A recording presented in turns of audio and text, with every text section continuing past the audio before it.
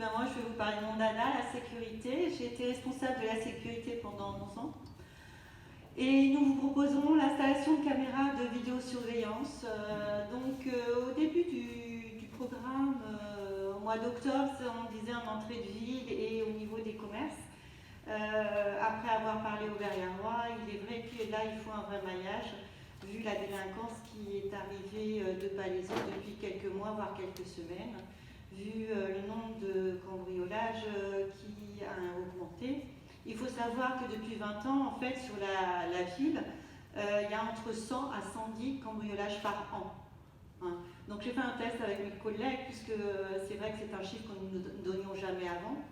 Mais je pense que c'est important dans ces moments où il y a des virus qui se baladent, où tout le monde a peur, et de rassurer les gens. Et c'est aujourd'hui qu'il faut dire ce genre d'informations.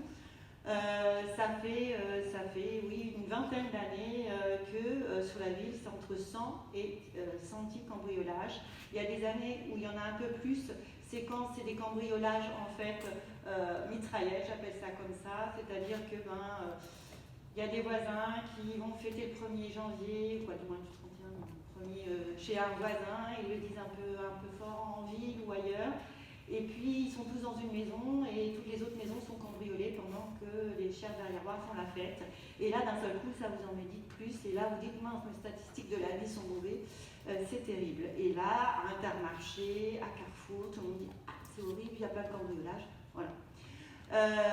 Depuis le mois de septembre, je ne sais pas où on en est. Ce que l'on sait par Radio Village, hein, parce qu'on est quand même informé à Verrières par Radio Village, c'est quelque chose qui marche très bien, c'est que les commerces ont été cambriolés. Borsalino, c'est la deuxième fois, il y a eu une tentative hier soir. Ça devient difficile. On est la dernière ville en fait à ne pas avoir de caméra vidéo. Et on a une délinquance en fait qui vient de Palaiseau, de Massy, de Châtenay, parce qu'ils sont tranquilles ici. Et c'est des gens, moi je disais au commissaire, que je ne connais pas. Alors que ça fait 11 ans que je m'occupais de la sécurité, et quand je les crois, je ne les connais pas, je ne les connais plus. Et voilà, c'est pas des gentils. Donc voilà, donc il faut vraiment mettre ces caméras vidéo. Je sais qu'une partie de la population n'est pas pour. On n'en mettra pas non plus dans toutes les rues, hein, soyons clairs. Il faut les mettre aux endroits stratégiques. Et puis on a un scientifique qui va nous aider à choisir les bonnes caméras qui vous dureront au moins 10 ou 15 ans, qu'on ne sera pas obligé de changer parce qu'on aura pris les mauvaises caméras. Donc au moins on aura cet atout. Évidemment, le développement de la participation citoyenne, hein, qui est mon bébé, on est arrivé à 50 personnes. C'était un grand sujet ça, puisque l'État voulait nous l'imposer, on l'a refusé au départ. On a préféré avoir un groupe de 20 personnes établies, un vrai maillage sur la ville. Et puis on est une des participations citoyennes les plus structurées, les plus réactives. Cet été, ça a été extraordinaire le travail qui a été fait par les uns et les autres.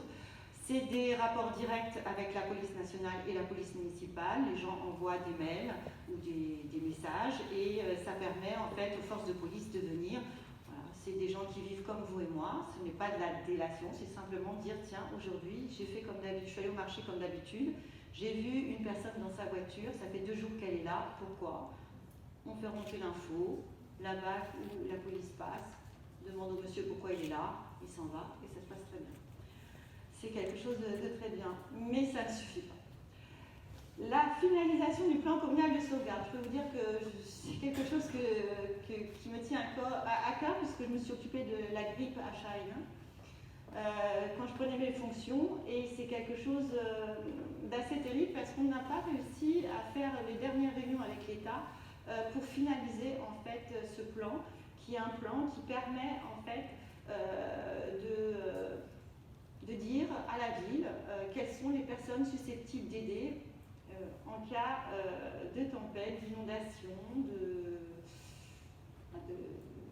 de coronavirus.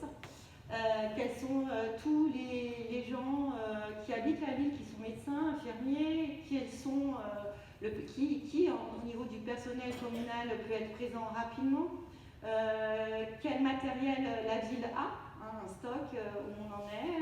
Donc c'est des choses très précises.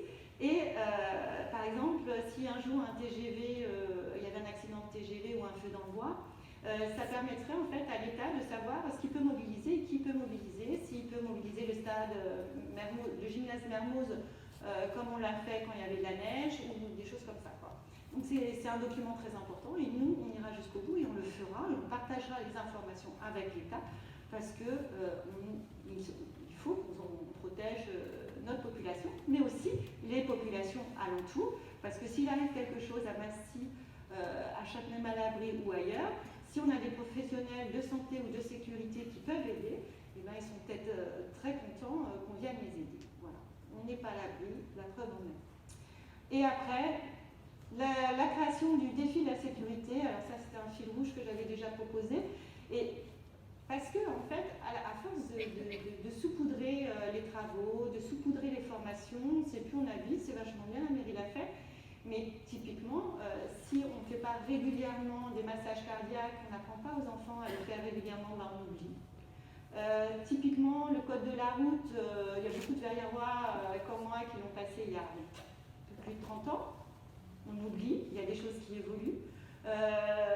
Voilà, et de redonner, de passer par les enfants, de passer par les gens et de revenir régulièrement et de proposer aux verriérois des rendez-vous et c'est à eux de choisir quand ils veulent venir, mais il faut les faire régulièrement. Il n'y a que ça, la prévention, c'est quelque chose de régulier et c'est pas quelque chose, voilà, on apprend à certains à faire quelque chose une fois, puis soyez heureux, vous l'avez fait. Non.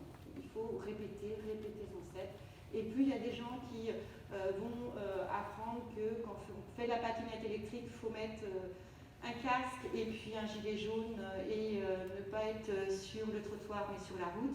Et ben, plus les personnes âgées sortiront de chez elles, iront aux activités plus sereinement parce qu'elles n'entendent pas quelqu'un qui arrive très vite par derrière et que certaines sont tombées, ont chuté parce qu'elles ont eu peur, elles n'ont pas été touchées, elles ont juste eu peur. Voilà. Donc pour la sécurité, quelque chose vraiment d'essentiel.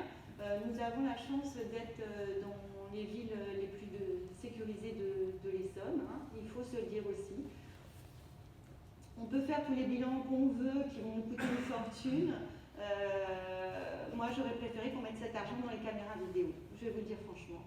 Le commissaire Valence, qui était le commissaire avec qui je travaillais, nous avait fait une lettre à Thomas et à moi disant que ce n'était pas du tout la peine de faire une évaluation sur la ville et que s'il y avait de l'argent à mettre, c'était plutôt dans les caméras vidéo. Et voilà, et je pense qu'il avait raison. C'était un très bon grand commissaire qui est parti en retraite. Et à un moment, ben, il faut savoir où on priorise notre argent. Faire que des diagnostics et des audits, ben là, je peux vous dire que ça ne sert à rien. La délinquance, c'est quelque chose qui bouge. Quand vous la retirez à un endroit aux grosses chaînes parce que vous mettez des caméras, et ben elle va aller ailleurs, elle va peut-être aller au clos pour piquer des pneus. Et si vous mettez des caméras aux pneus, elle va aller ailleurs. Donc c'est un maillage, c'est quelque chose de réfléchi et là, l'argent sert à quelque chose.